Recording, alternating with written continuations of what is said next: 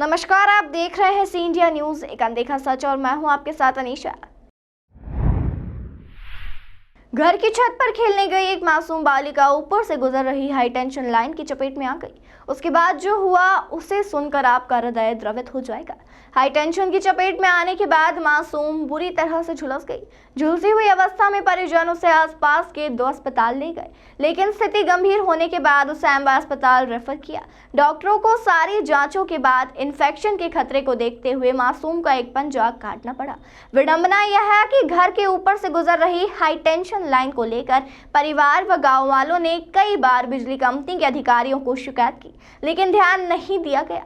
17 दिनों तक चले इलाज में मासूम की जान बचा ली गई है, लेकिन उसे अब ताउम्र एक हाथ से कामकाज करना होगा।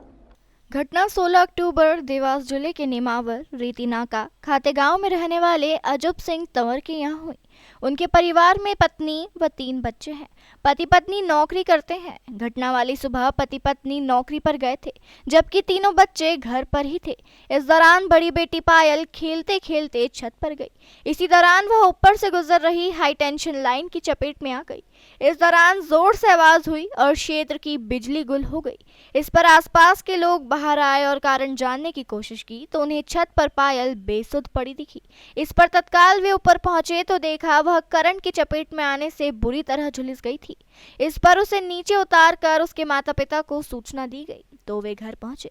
कुछ देर बाद झुलसी बच्ची को लेकर वे पास ही के हांडिया गांव के अस्पताल ले गए, जहां से उन्हें हरदा रेफर किया गया।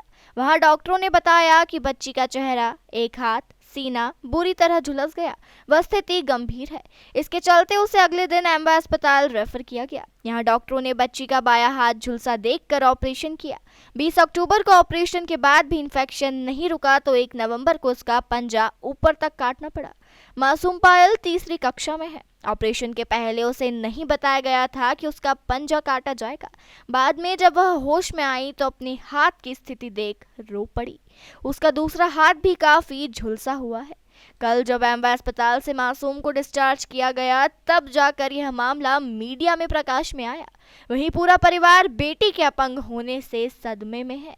उनका कहना है कि गांव वालों ने कई बार बिजली कंपनी के अधिकारियों को शिकायत की, लेकिन हमारी सुनवाई नहीं हुई। इसके चलते कई परिवारों पर खतरा मंडरा रहा है। Bite VO2। सवाल यह है कि मासूम पायल की इस हाल का जिम्मेदार कौन? आखिर बिजली कंपनी ने रहवासी क्षेत्र जहां से हाई टेंशन लाइन जा रही है वहां से घरों को हटाने का नोटिस क्यों नहीं जारी किया? अमूमन बिजली कंपनी का यह जिम्मा होता है कि वह यह देखें कि हाई टेंशन लाइन के आसपास कोई रहवासी क्षेत्र तो नहीं है। अगर है तो उसे हटाने के लिए नोटिस जारी करना चाहिए था। हमारे घर के ऊपर 11 की लाइट है, बड़ी लाइट।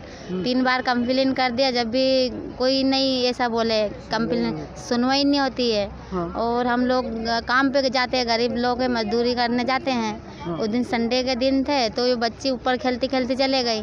फिर हम लोग तो घर पे नहीं थे, अड़ोस पड़ोस के उन्होंने देखे बेचारे उनने, और फिर उन्होंने अस्पताल ले गए।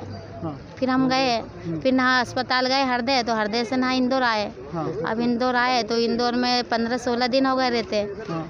तो आधा हाथ मतलब पंजा कट गया उसका, और काटना पड़ा? हाँ कट गया शुरू में? कट गए। हाँ। अभी ऑपरेशन हुआ 8 दिन बाद। हाँ। फिल्म हाँ। अभी और बोल रहे थे, बोले अभी मलहम पट्टी करे उनने। हाँ। फिर बोले कि अभी 8 दिन बाद आना, फिर से वो सिलाई करेंगे बोले प्लास्टिक की।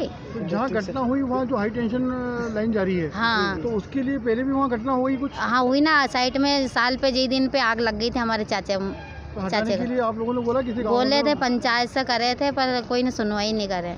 गाँव वालों ने बोला था तुमने? गांव वाले ने, जिनके घर आग लगी थी ना, हाँ। उनने आवेदन दिया था और हमने भी मोहल्ले वालों ने साइन करे थे। हाँ। पर लेकिन सुनवाई नहीं हुई। आपका नाम?